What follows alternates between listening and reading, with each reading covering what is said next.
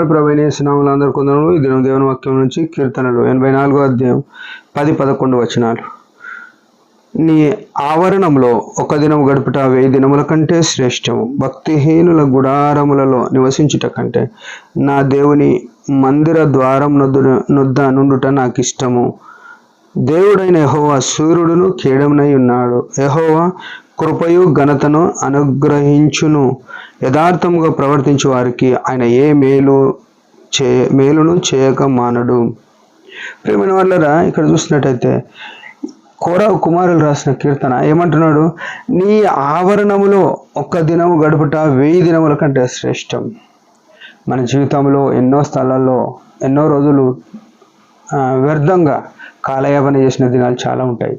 అయితే దేవుని ఆవరణంలో, దేవుని మందిర ఆవరణంలో ఉండటం అనేది అది ఏమిటంటే 1000 దినాలు బయట ఏదో పార్కులోనో ఏదో ఎంజాయ్ చేసే విలాసవంతమైన ప్రదేశంలో ఉండడం కంటే కూడా యేసు ప్రభు దగ్గర, యేసు ప్రభు మందిరంలో ఉండడం అనేది మనకు భాగ్యము అని చెప్తున్నాడు. భక్తిహీనుల గుడారంలో ఉండడం కంటే దేవుని మందిర ద్వారంలో ఉండటం నాకు ఇష్టము. భక్తిహీనులు అంటే దేవుడు అంటే భయం భక్తి లేని వాళ్ళు చాలామంది ఉన్నారు ఈ లోకంలో. వాళ్ళ ఇళ్ళ దగ్గర వాళ్ళతో ఉండడం కంటే, వారి దగ్గర కాలయాపన చేయడం కంటే నా దేవుని మందిర ద్వారం వద్ద ఉండాలి అని అనుకుంటున్నాడు. ఎందుకంటే ఆయనకు ప్రాణరక్షణ కోరావు కుమారులను భద్రపరిచిన దేవుడు ఈ ఆలయం భద్రపరిచిందని ఆయన గుర్తు. దేవుని మందిరంలో నుంచి వచ్చే ప్రతి ఆశీర్వాదము మన జీవితాలు ఎంతో మేలు చేసేదిగా ఉంది. యేసు రక్తంతో విమోచింపబడిన మనకు యేసు ప్రభు ఉట్టిగా విడిచిపెట్టకుండా తన సంఘంలోనికి మనల్ని సమకూర్చినాడు.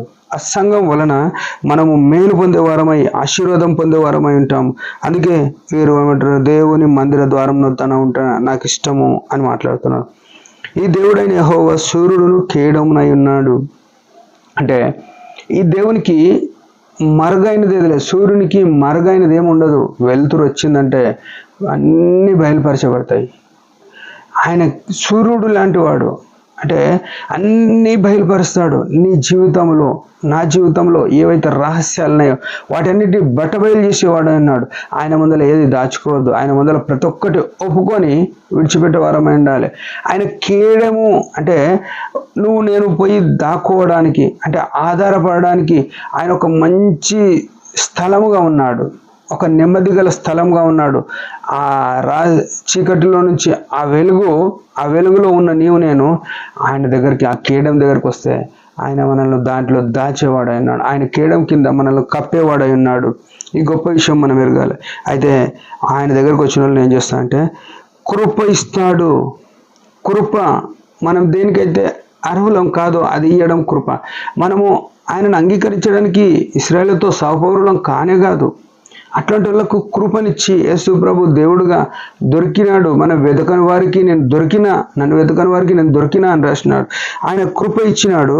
ఘనతయు అనుగ్రహించును. ఘనత ఈ లోకంలో ఎవరు ఎన్నిక చేయని నిన్ను నన్ను యేసు ప్రభువును బట్టి మనకు అత్యధికమైన ఆశీర్వాదములు, ఒక ఉన్నతమైన స్థితి అనుగ్రహించేవాడైనాడు. యథార్థముగా ప్రవర్తించే వారికి ఆయన మేలు చేయక మానడు అంటున్నాడు. యథార్థమైన ప్రవర్తన మనకు ఎక్కడ ఉంటుంది?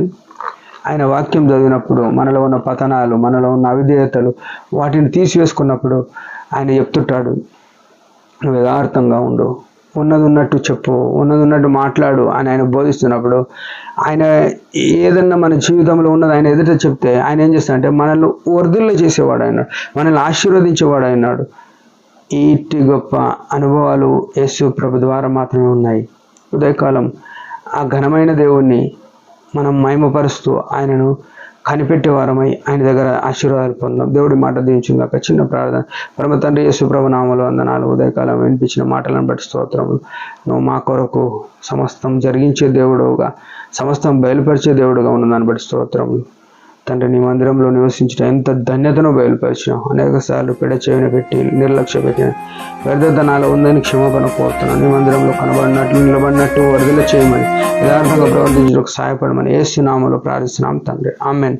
మీరందరి పరిచయం గురించి భారంగా ప్రార్థించండి. Praise the lord.